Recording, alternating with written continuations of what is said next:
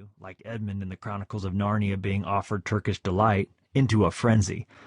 But you need to know that Satan is slow cooking the death of your calling. Way back when, there was a steamy stew brewing for Esau. To understand what was at stake, we have to go all the way back to Esau's grandpa Abraham, one of the most famous dudes in the whole Bible. His nickname is the Father of Faith, or just Father Abraham. Ironically, for someone who went down in history as a dad, old Abram, as his name was at the beginning of the story, and his wife Sarai had a really difficult time having kids. To make matters worse, the name Abram meant exalted father. Imagine his embarrassment when introducing himself, as people constantly asked how many kids he had, only to learn he had none, in a culture that equated a barren womb with the judgment of God. That would be like having the unfortunate name Anthony Weiner and then being caught up in a sexting scandal. Abram and Sarai grew old and eventually gave up on the idea of having a family. He accepted that his servant Eleazar was going to be the beneficiary of his considerable estate.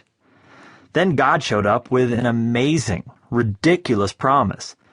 Abram, you and Sarai are going to have so many descendants that they will be more in number than the stars in the night sky. Out of your family will come great nations.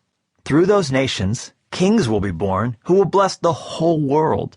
Genesis 15:2-5 and 17:4-6, author's paraphrase. Eventually, a Messiah would come from Abraham's descendants, crush the head of the devil, and destroy death. As insanely, improbably bizarre as it was to hear such a thing, Abram believed God on the spot, and God accounted it to him for righteousness. Genesis 15:6.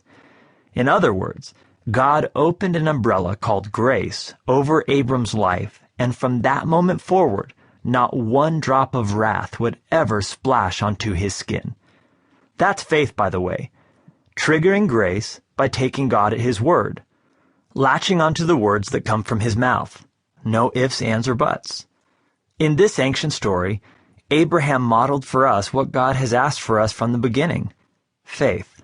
We mistakenly think that going to heaven is based on doing something, but it's based on believing something. God's promises. Author and pastor Jensen Franklin put it this way: you don't get good to get God, you get God to get good. So, it's not about what you can do, it's about you believing what God did and will do. Ephesians 2:8-9 tells us that salvation is by grace through faith, author's paraphrase. Abraham's experience became the prototype for how we are saved today, by putting our faith and trust in Jesus. I like to imagine that Abram went home, put on a little Drake in the tent, chilled a bottle of champagne, and surprised Sarah with some roses, as you do. But they didn't have a baby. Years went by. It seemed as if God had completely forgotten about them and failed to keep his word. But God again reminded Abram of his promise. God even went so far as to change Abram's name to Abraham, which means father of many nations, and Sarai's name to Sarah. At this point, Abraham was 99 years old, and Sarah was about 90. Speaking about it afterward, the book of Hebrews says God waited until Abraham's body was as good as dead, 11 verse 12. In case you are wondering, that's not a compliment. I don't imagine many Tinder profiles have that as a description. My name is Tim. I am in banking. I like cooking and playing soccer. And my body is as good as dead. Swipe right for a good time. But once the sitch was several levels beyond impossible, God intervened. Side note, it ain't over till it's over. But even when it is over, God can add time to the clock. Harry and Heel Catcher. The stork finally showed up.